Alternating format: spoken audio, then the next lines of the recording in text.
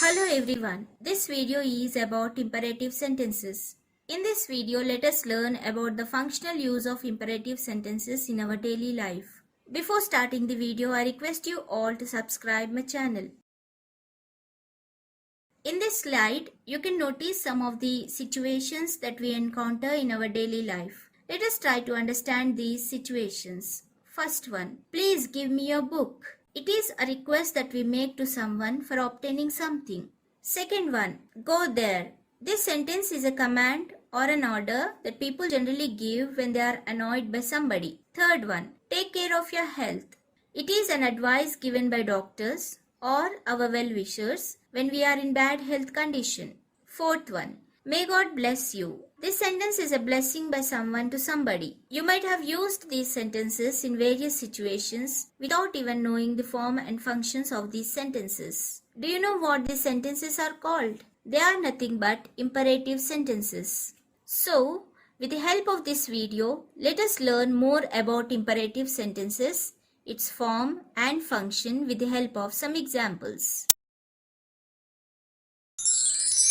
Let us learn more about imperative sentences. An imperative sentence expresses a request, a command, an advice, or a wish. Generally, the subject of the imperative sentence is implied. The main function of an imperative sentence is to provide instruction, make a request, or offer an invitation or advice.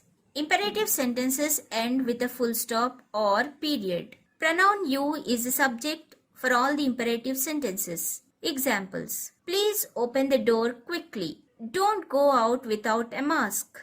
Let us try to analyze these examples and try to understand its formation. If you could notice the first example, please open the door, this sentence does not begin with the subject. And so is the case with the second example, don't go out without a mask. With these examples, we can understand that imperative sentences do not begin with a subject, and moreover, the implied subject in these sentences is the pronoun you.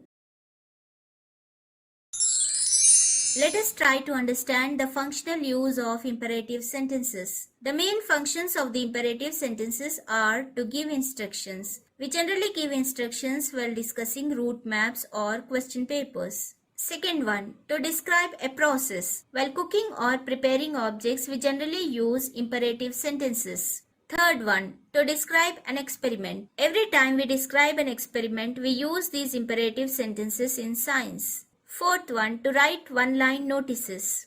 Even for writing one-line notices for social causes and bringing awareness, we use these imperative sentences. Let us see the first situation. Your friend is at the court and want to go to the railway station. How do you direct him or her to reach the railway station? In this slide, you can see a route map. Let us learn how these imperative sentences are used to show directions in a route map. Let me read the directions for you all. Go straight up to MG Square. Then further go straight up to the municipal office. Then turn left and walk straight till hotel. Turn right from hotel and walk straight to reach the railway station. If you could notice, these sentences do not begin with a subject. Second situation. Describe the process of making tea. This slide is about describing a process of making a tea. Let me read the sentences for you all.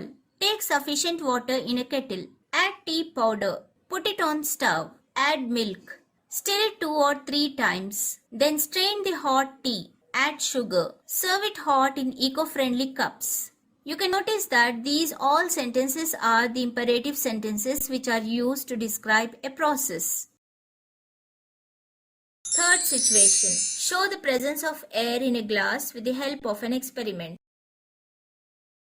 This slide is about a science experiment regarding the presence of air in a glass. Let us learn how imperative sentences are used to explain a science experiment. Fill a container full of water. Tear off a section of paper and stuff it into the bottom of the glass. Carefully turn the glass upside down. Slowly lower the glass into the water till it is completely submerged. Pull the glass straight out of the water.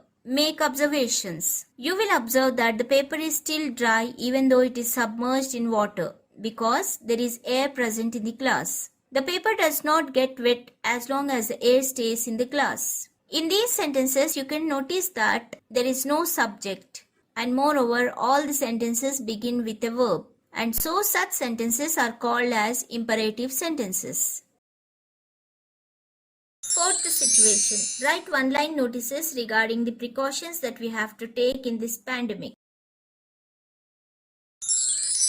In this slide, you can see the one-line notices regarding the precautions that we have to take in this pandemic. Let me read the notices for you all. Wash hands frequently. Use sanitizer. Wear mask. Avoid crowd. Avoid shaking hands. Practice social distancing. Don't touch your face. Stay home, stay safe. You can notice that all these sentences are imperative sentences. They are used to bring awareness among the people. I hope you have all understood the form and function of imperative sentences. Based on that information, I have an activity for you all. Rearrange the imperative sentences given below to make a meaningful paragraph. Let me read the sentences for you all. Drink the orange juice. Turn on the blender for about 2 minutes. Cut them into pieces. Pour the orange juice in a glass. Put the orange pieces into blender. Peel the oranges.